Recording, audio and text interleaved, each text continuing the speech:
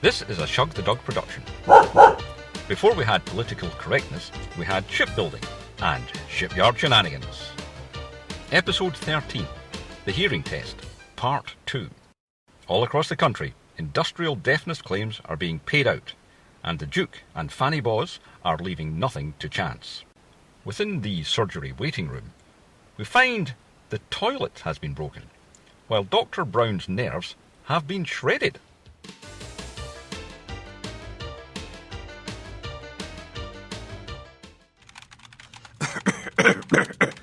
Keep my seat for me, Fanny Boz.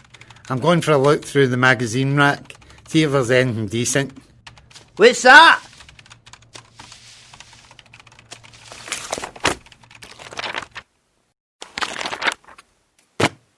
Is it yourself that bought these magazines in, Hen? Uh-huh. I thought so. They're all women's magazines. I'm busy here, Mr. Duke. Just take one and sit back down. I mean, Woman's Own and People's Friend for all the knitting patterns. And who the hell reads that la-di-da People magazine?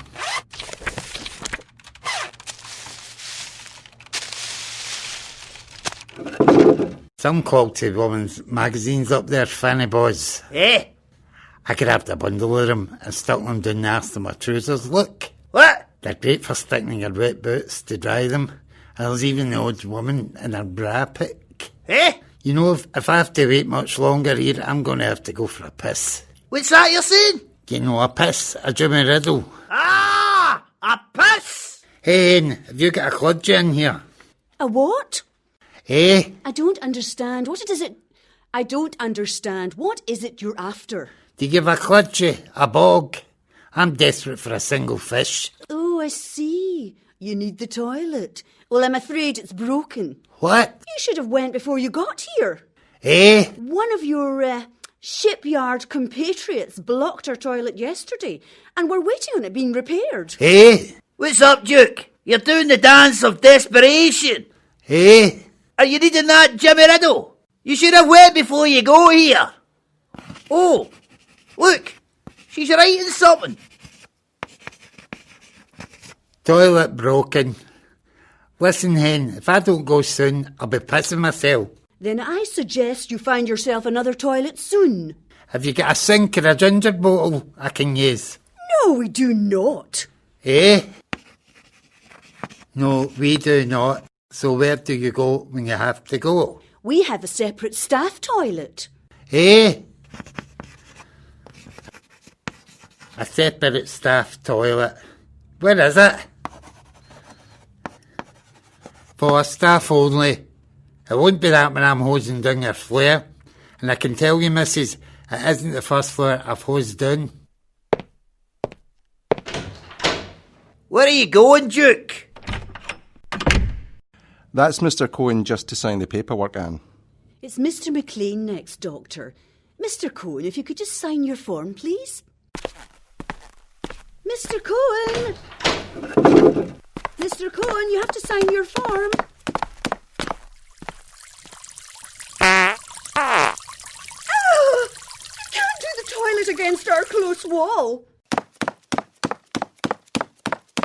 Dr. Brown! Dr. Brown! Anne, whatever's wrong? A moment, Doctor. There's something you must see here. I cannot wait. I'm running behind. You've got to see this right away. OK, if you insist it's important. I'll be back in just a moment, Mr. McLean, and don't try sitting in that seat again. What is it that won't wait, Anne? It's out here, the close. Look at this. I don't believe it. It looks like someone's pissed in the close. And it smells like 70% proof. It was that ferret-faced character who calls himself the Duke. What, one of our patients? You mean the person who did this is in the waiting room right now? Yes, he is. He had been previously requesting a toilet or a sink to urinate in. A sink? Yes, and when I ran out after Mr. Cohen to get him to sign his form, I seen this Duke standing here doing this. Right. Show me this Duke character. This is him here, Doctor. It wasn't me. What wasn't you? Eh? Was that you that pissed in the close? What? Right. Come with me. Ah! Was that you that pissed in the clothes? That wasn't me. It was Frosty that did that. Think you're so lucky that was all he parted with. My receptionist here seen you. Eh? He can't hear you, Doctor. I've been addressing them by writing on the blackboard. Yes, of course. The blackboard. Here you are. Here, read this. My receptionist seen you. No, everyone says that Frosty and me look alike. Ask Fanny Boss. Can you let my ear go? Right. You found yourself at the head of the line, little man. You can't be trusted to sit in the waiting area. Ah! Right, you. Mr. McLean, back out to the waiting room. What? Out! Sit!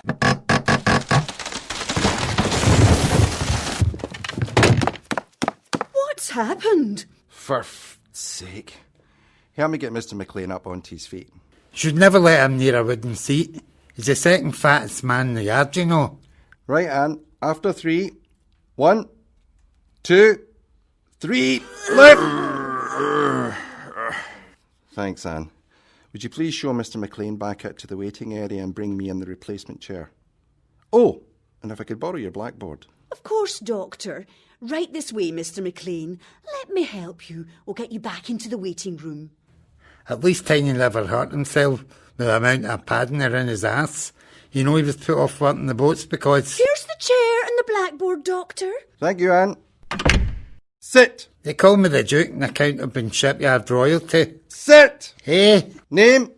I want you to fill in your name, address, age, and job title on this form. Name, address, where to live, address, home, address, age. What are you doing, man? What are you mumbling, taking that pen out your mouth? Here, give me that. What? Now, don't put the pen in your mouth. God knows what diseases lurk between those green-coloured teeth. Eh? Here, take the pen and fill in the form as quickly as you can. Address, age, not sure, name, age. For goodness sake, I only asked for a few personal details. They're not quiz questions. Let's see what you have. Eh? Right. We have a name. Good. And what the hell is this? Under your home address you've written, nowhere really. Sometimes I sleep in the yard, or the hostel, or train carriages, or the paper shop doorway, or now and again at Fanny Baw's house. But not often. As his missus says, I bring in fleas. I had a house once. I'll put down no fixed address. Now what's this? Underage you've written don't know. You must know your own age. Right. I'll put down as 55, although you could be anywhere from 30 to 100. Now, as for job, it says tank cleaner, tea-boy, hut painter, urn filler, dog sweeper, sludge filter cleaner, rat catcher.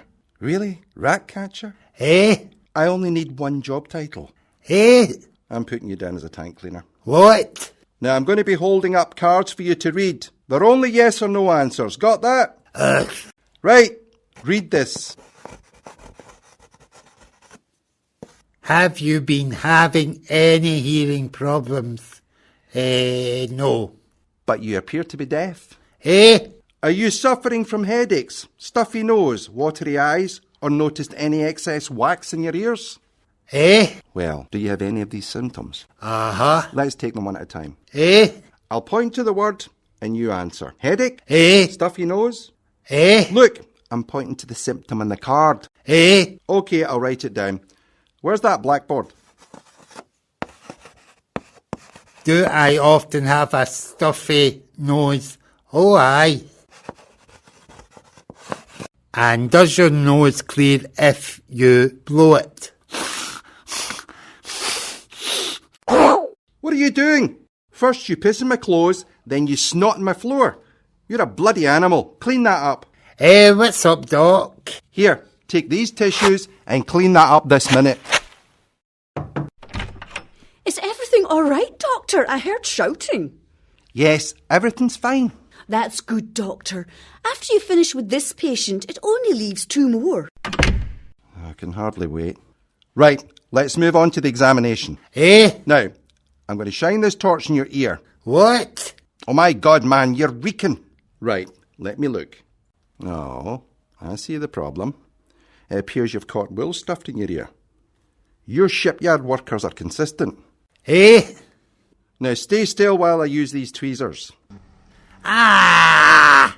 Is this hurting? Oh, too bad. Now, the other side.